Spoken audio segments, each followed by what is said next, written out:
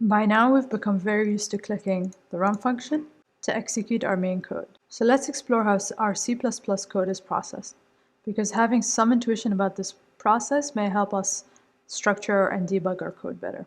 So when we run this main function, we'll see right away that, at least within Replit, there's this line that appears.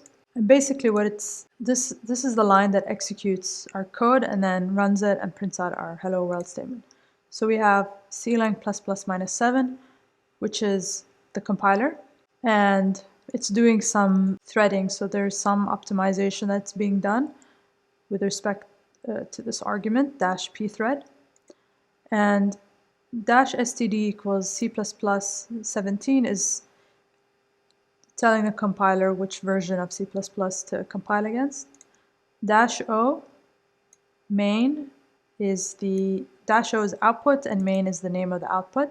And main.cpp is the input source file. So that's what this command means. It runs, it generates the main executable file, and it runs it /main, and then we get the output hello world. So there's 3 steps in any compilation process. The first step is to take in the source code and do some pre-processing on it. The next step is to translate the code from human language, readable language, to machine readable language. And then the final step is to link all the files together into a single executable machine code. So let's look at the first step, which is the preprocessor. The preprocessor parses the code to convert the main.cpp codebase and file into purely C++ code.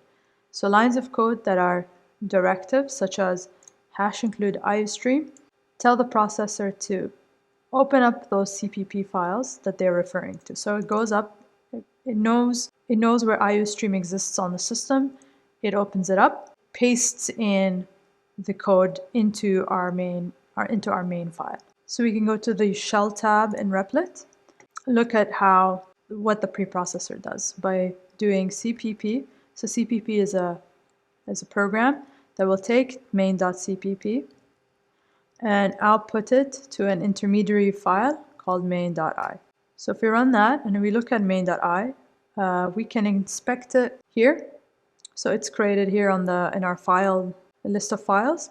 If you take a look at it, you can see that there's a lot of references to things in here, and this is all because this is all the information to do with the #include iostream. So anything to do with #include iostream and #include string is being imported to the top of our main file. And the reason we know it's the top is because if we scroll right to the bottom, you can see our original function right here. This is our original function. What was supposed to be #include, or what was originally #include iostream and #include string, the whole previous 28,000 lines are now represent that functionality. These 2 lines end up being substituted out for about 28,000 lines. So this is still the intermediary step. This is just importing in information that's relevant to get our main function running. So the second step in our process, the code translator, if you recall, that was just the preprocessor that we just looked at. Now we're going to look at the code translator and get some intuition as to how that's working. So what we can do is, again, in the shell, we can compile the file into what is called an object file. So basically the code translator takes the pure C++ code and converts it into machine readable format. The output becomes a file extension .o. So we can take a look at these object files by running the following command: clang ++-7 -c, which is the option that defines that the output is going to be an object file. We're going to define the file name, so it's going to be main.o for the object file, which is in machine readable format. And the input source file is going to be main.cpp. So we've run that, it's created main.o, and it's here on our left side of the panel. We can look at main.o, and we can see that it's in a format that we can't read, that's not human readable.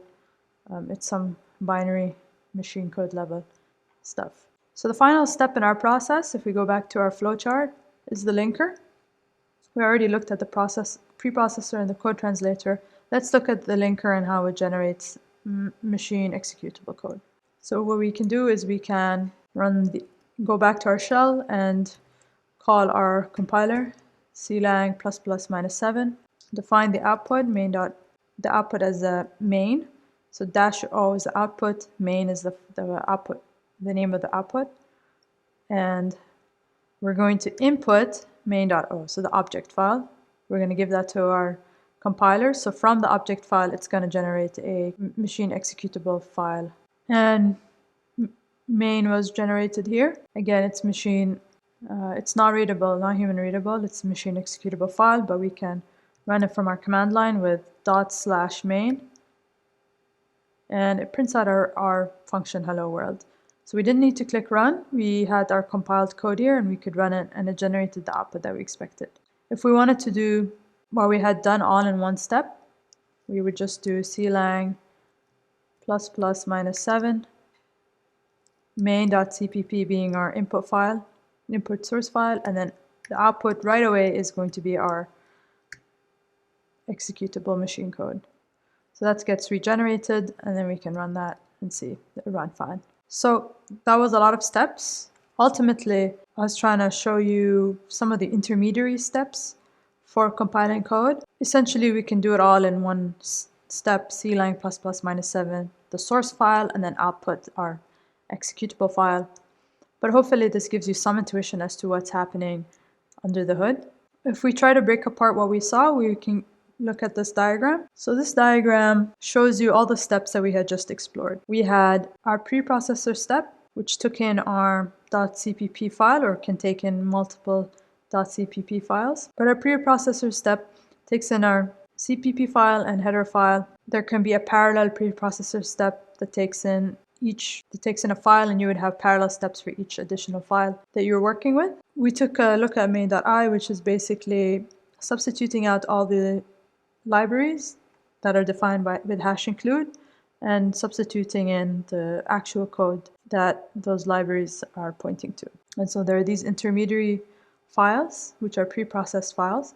They get passed on to a translator that converts it from human readable to machine code and creates object files.